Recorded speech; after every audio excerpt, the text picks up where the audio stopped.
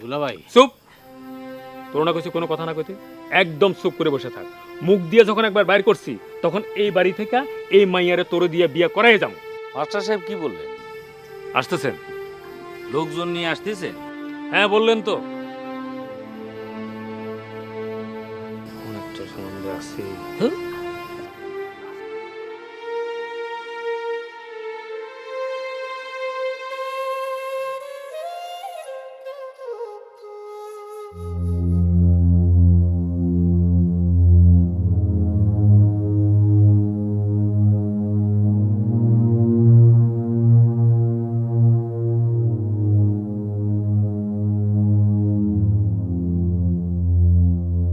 খালামণি, এখন কি হইব?